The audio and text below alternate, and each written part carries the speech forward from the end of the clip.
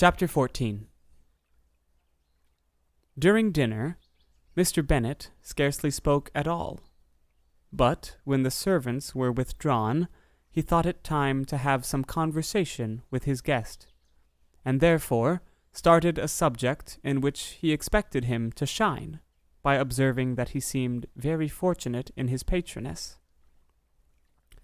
Lady Catherine de Bourgh's attention to his wishes and consideration for his comfort appeared very remarkable. Mr. Bennet could not have chosen better. Mr. Collins was eloquent in her praise. The subject elevated him to more than usual solemnity of manner, and with a most important aspect, he protested that he had never in his life witnessed such behavior in a person of rank, such affability and condescension as he had himself experienced from Lady Catherine. She had been graciously pleased to approve of both the discourses which he had already had the honor of preaching before her. She had also asked him twice to dine at Rosings, and had sent for him only the Saturday before, to make up her pool of quadrille in the evening. Lady Catherine was reckoned proud by many people, he knew, but he had never seen anything but affability in her.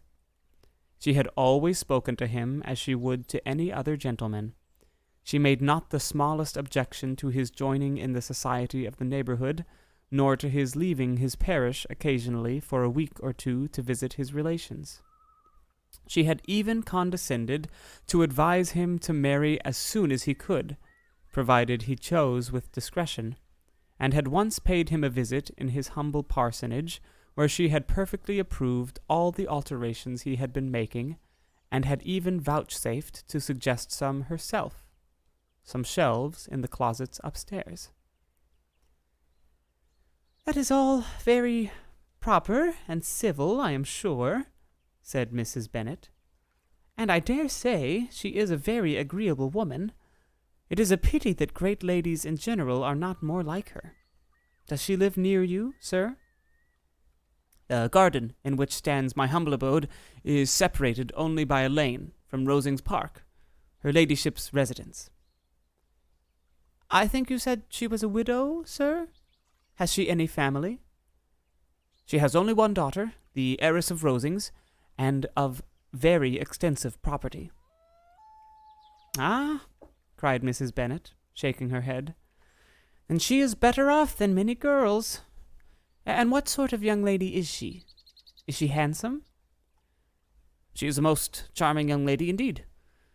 Lady Catherine herself says that, in point of true beauty, Miss de Bourgh is far superior to the handsomest of her sex, because there is that in her features which marks the young woman of distinguished birth.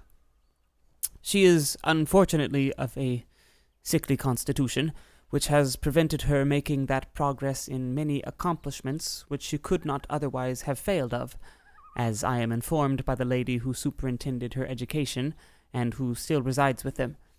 But she is perfectly amiable, and often condescends to drive by my humble abode in her little phaeton and ponies." "Has she been presented? I do not remember her name among the ladies at court." "Her indifferent state of health unhappily prevents her being in town, and by that means, as I told Lady Catherine myself one day, has deprived the British court of its brightest ornament." Her ladyship seemed pleased with the idea, and you may imagine that I am happy on every occasion to offer those little delicate compliments which are always acceptable to ladies. I have more than once observed to Lady Catherine that her charming daughter seemed born to be a duchess, and that the most elevated rank, instead of giving her consequence, would be adorned by her. These are the kind of little things which please her ladyship, and it is a sort of attention which I conceive myself peculiarly bound to pay." "You judge very properly," said Mr. Bennet, "and it is happy for you that you possess the talent of flattering with delicacy. May I ask whether these pleasing attentions proceed from the impulse of the moment, or are the result of previous study?"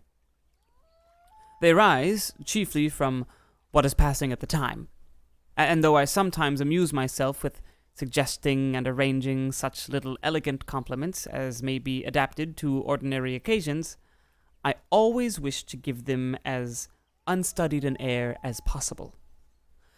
Mr. Bennet's expectations were fully answered. His cousin was as absurd as he had hoped, and he listened to him with the keenest enjoyment, maintaining at the same time the most resolute composure of countenance, and, except in an occasional glance at Elizabeth, requiring no partner in his pleasure. By tea-time, however, the dose had been enough, and Mr. Bennet was glad to take his guest into the drawing-room again, and when tea was over, glad to invite him to read aloud to the ladies. Mr. Collins readily assented, and a book was produced, but on beholding it, for everything announced it to be from a circulating library, he started back, and, begging pardon, protested that he never read novels. Kitty stared at him, and Lydia exclaimed. Other books were produced, and after some deliberation, he chose Fordyce's Sermons.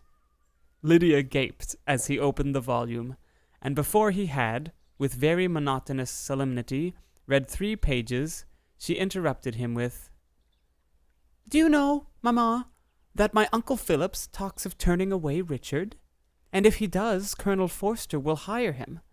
My aunt told me so herself on Saturday. I shall walk to Meryton tomorrow to hear more about it, and to ask when Mr. Denny comes back from town."